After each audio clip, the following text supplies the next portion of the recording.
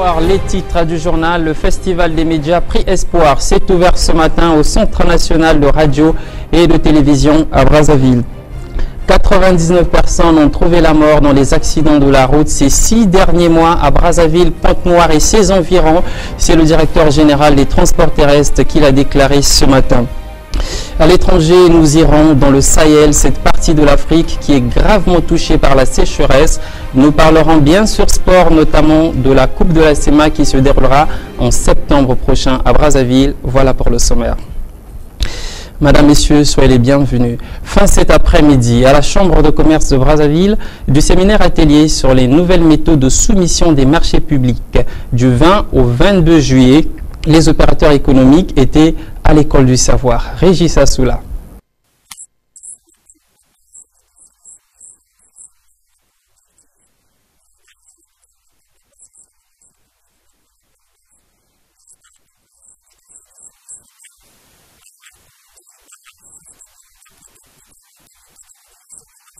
Le module fondamental, c'est la préparation des soumissions.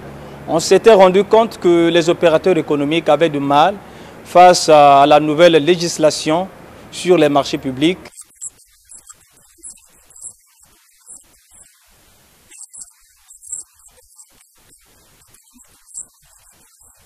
Nous avons retenu que quelque chose au Congo a changé.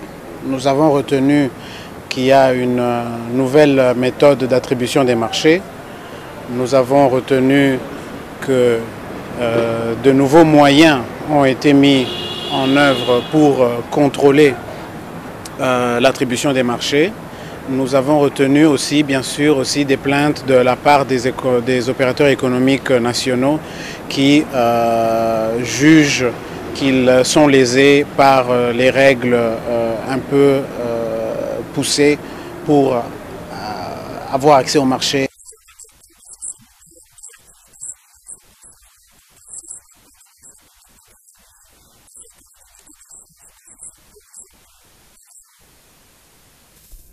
L'excès de vitesse vient de faire pour une énième fois de victime. Un homme d'environ 60 ans a été percuté cet après-midi par un quaster. Le véhicule qui roulait à vive allure partait du Palais des Congrès et se dirigeait vers le rond-point, le pont Centenaire.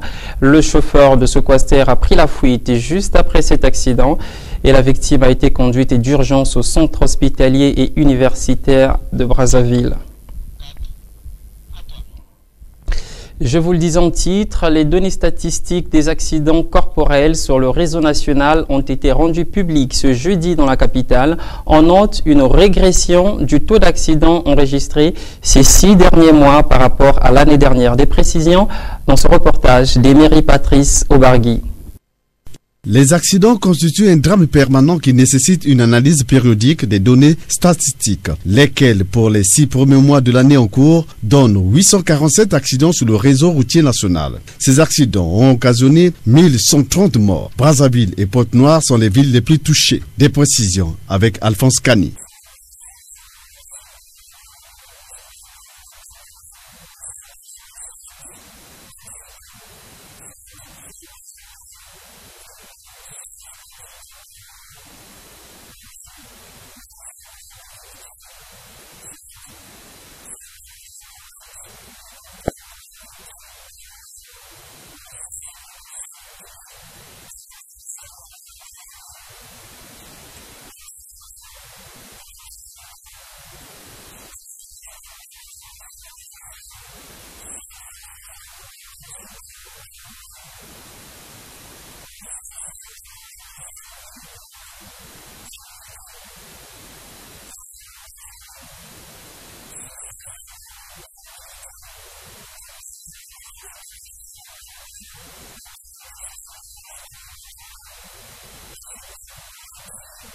Ce tableau sombre établit clairement que le respect du code de la route et des mesures de contrôle devrait réduire le nombre d'accidents de circulation responsables d'énormes dégâts humains et matériels enregistrés.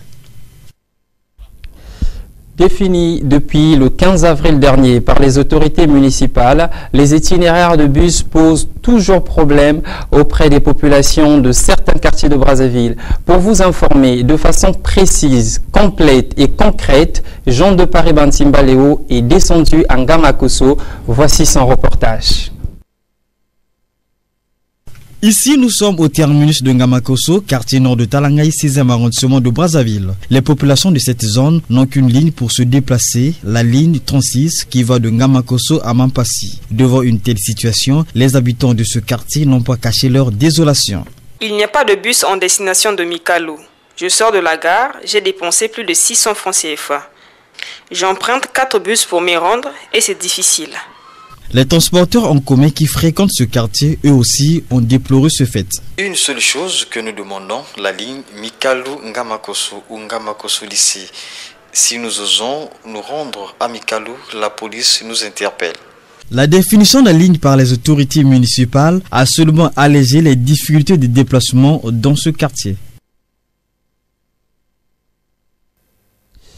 Ouverture ce matin au Centre national de radio et de télévision, la 3e édition du Festival de médias Prix Espoir. Ce festival vise à promouvoir l'excellence dans le paysage audiovisuel. Princilia Outato.